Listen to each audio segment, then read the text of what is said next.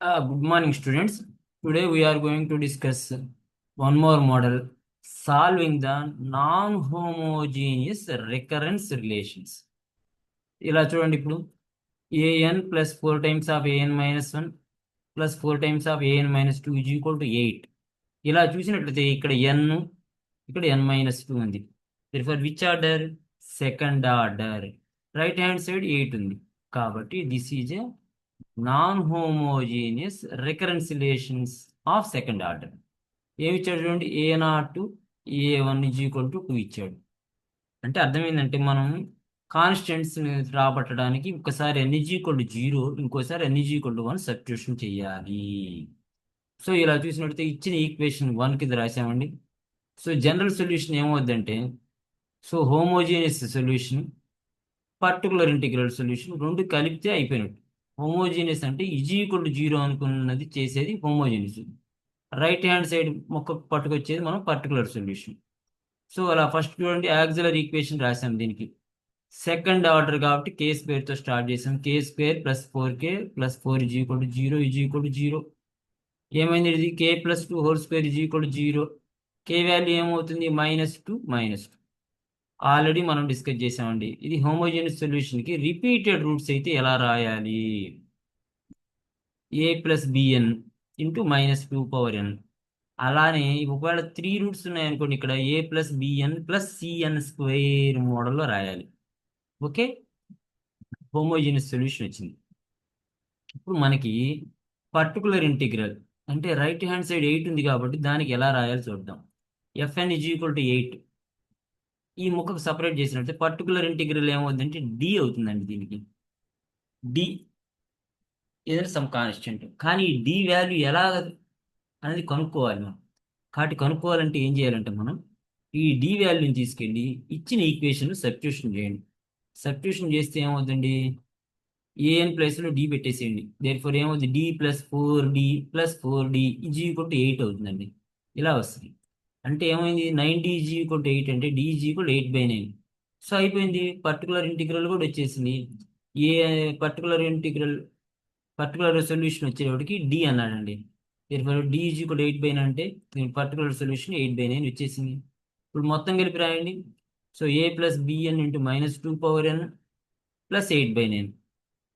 ఇక్కడ ఇంకా మనకు లెక్క పూర్తి కాలేదు. ఇక్కడ ఒకటి మనకి capital A capital B value తెలియాలి. దానికోసం ఆల్రెడీ ఒక క్లూ ఇచ్చాడు. ఏంటంటే మనకి ఏ క్లూ? a0 a1 వాల్యూస్ ఇచ్చాడు. అంటే ఒక టైం మనకి n ఈజ్ ఈక్వల్ టు 0, ఇంకోసారి n is equal to 1 substitution చేయండి అని అర్థం. సో ఇప్పుడు మనం n ఈజ్ ఈక్వల్ టు 0 తీసుకుందాం. దీనిలో సబ్స్టిట్యూషన్ చేస్తే ఏమవుతుందండి? ఇక్కడ a0 ఈజ్ ఈక్వల్ టు, ఇక్కడ n ఈజ్ ఈక్వల్ టు 0 పెడితే ఇది కనపడదు కాబట్టి a ప్లస్ 0, ఇది 1 అవుతుంది. ఇది 8/9 అంటే a ప్లస్ 8/9 అయిందండి. 1 is equal to A plus 8/9. a0 value 1 కదా, అందువల్ల 1 రాశాం. For A is equal to 1 - 8/9 అంటే 1/9 అయిపోయిందండి. నెక్స్ట్ ఇంకో వాల్యూ కావాలి, బి వాల్యూ కావాలి. దానికోసం మనం n is equal to 1 substitution చేయండి. సేమ్ అదే model a1 is equal to a plus b into -2 plus 8/9 అవుతుందండి. ఇలా చూడండి, ఇప్పుడు a1 వాల్యూ 2 కాబట్టి 2 సబ్స్టిట్యూషన్ చేసాం. ఏ క్యాపిటల్ ఏ వాల్యూ 1/9 కాబట్టి ఏ ప్లస్లో 1/9 సబ్స్టిట్యూషన్ చేసాం. సింప్లిఫికేషన్ చేస్తే మనకి బీజీ ఈక్వల్ టు -2/3 వస్తుందండి. కాబట్టి capital A capital B value తెలిసినప్పుడు దీనిలో సబ్స్టిట్యూషన్ చేస్తే ఇలా అవుతుందండి. Therefore this is the way to find out the non homogeneous recurrence relation solving. Okay, next ఇదే మోడల్ ఇంకో ప్రాబ్లం చూద్దాం. చూడండి, ఇప్పుడు ఈ ప్రాబ్లం చూడండి.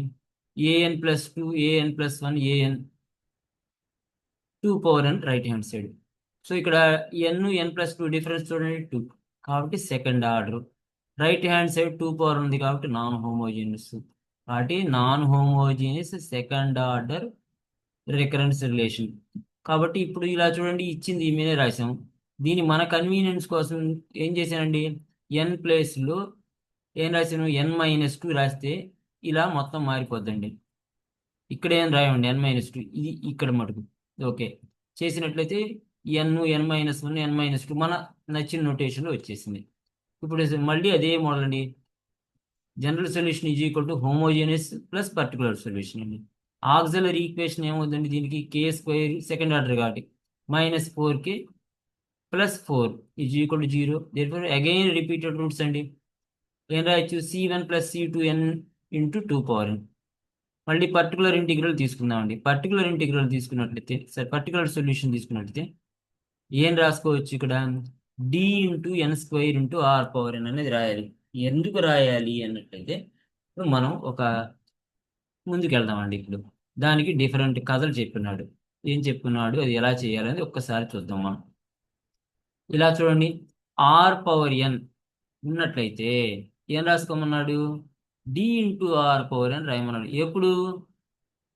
Are is not a root అయినప్పుడు.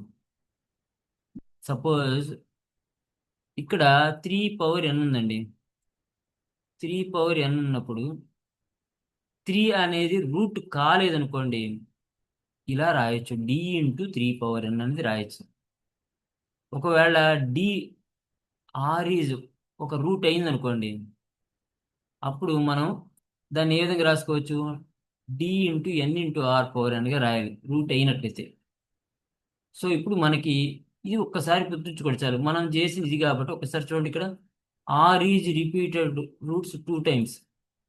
ఆర్ రిపీటెడ్ రూట్స్ అయితే మనం ఇలా రాయాలి, ఏమన్నా d n square r power n. ఇప్పుడు లెక్కలోకి వస్తే మీకు అర్థమవుతుంది, ఇప్పుడు కథ అర్థమవుతుంది మీకు.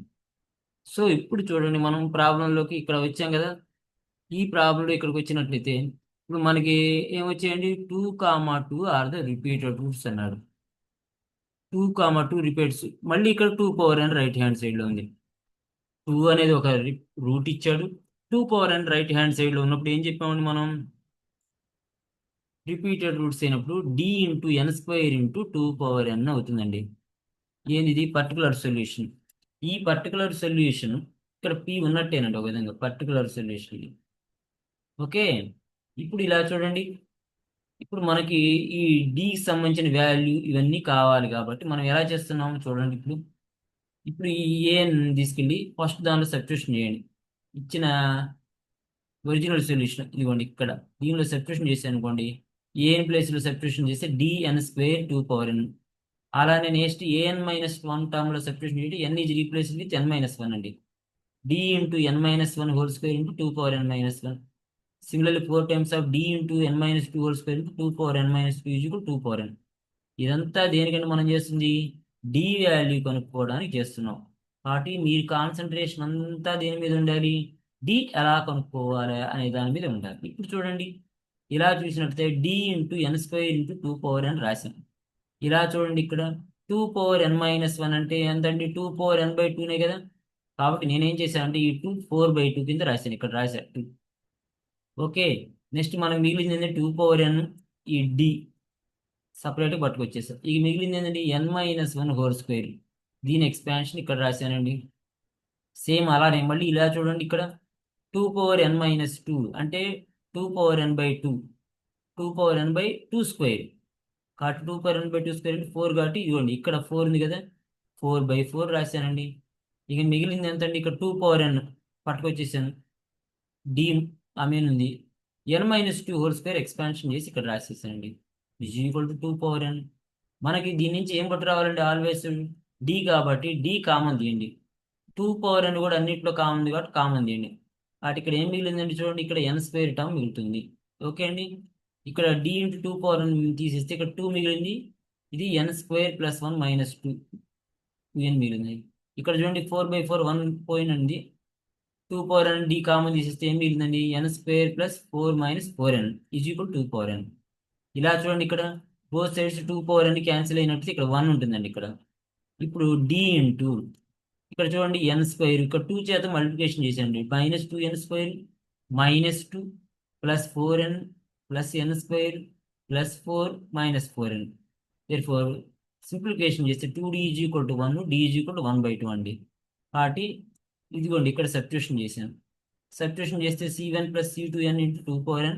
డి ప్లేస్లో 1/2 రాశాను, n² × 2 పవర్ n అయిపోయిందండి ప్రాబ్లం. కాబట్టి ఇది మోడల్. ఓకే, థ్యాంక్ యూ అండి.